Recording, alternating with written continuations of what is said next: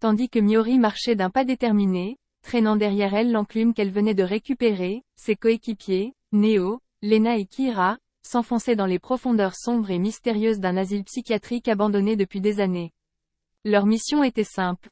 Trouver un artefact légendaire qui pourrait leur rapporter une fortune. L'atmosphère oppressante de l'asile pesait sur leurs épaules alors qu'ils avançaient prudemment, éclairant leur chemin avec des lampes torches. Les murs décrépits semblaient murmurer des histoires de souffrance et de désespoir. Mais rien ne pouvait les arrêter dans leur quête de richesse. Alors que le crépuscule enveloppait progressivement l'asile, une étrange aura commença à se répandre.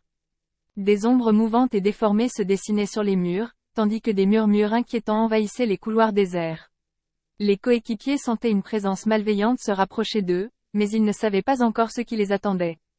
Pendant ce temps, Miori continuait sa marche solitaire, ignorant les signes inquiétants qui se manifestaient autour d'elle.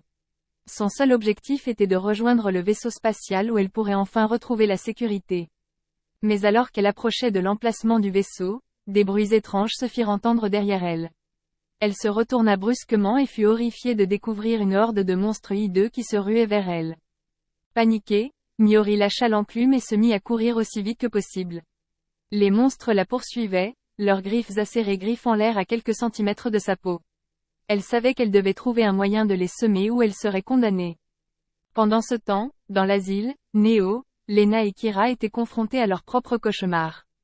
Les monstres qui les avaient traqués dans l'ombre se révélaient maintenant dans toute leur horreur. Leurs yeux sans vie brillaient d'une lueur maléfique, tandis qu'ils grognaient et bavaient en s'approchant des intrus. Les coéquipiers se battaient désespérément pour leur survie, utilisant toutes leurs compétences et leur ingéniosité pour repousser les monstres. Mais ils étaient submergés par leur nombre et leur puissance. Leur mission devenait de plus en plus incertaine. Alors que Miori continuait sa course effrénée, elle aperçut enfin le vaisseau spatial au loin. Elle redoubla d'efforts, ignorant la fatigue et la peur qui la rongeaient. Elle savait que sa vie et celle de ses coéquipiers dépendaient de sa réussite. Finalement, Miori atteignit le vaisseau et se précipita à l'intérieur, verrouillant la porte derrière elle. Elle était épuisée, mais soulagée d'avoir échappé aux monstres. Cependant, son soulagement fut de courte durée lorsqu'elle réalisa que ses coéquipiers n'étaient pas là. Inquiète, Miori se précipita vers les scanners du vaisseau pour localiser Neo, Lena et Kira.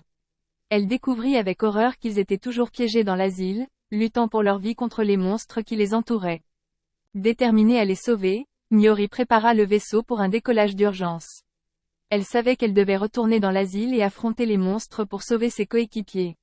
Sa peau et son enclume pouvaient attendre, car l'amitié et la loyauté étaient bien plus précieuses.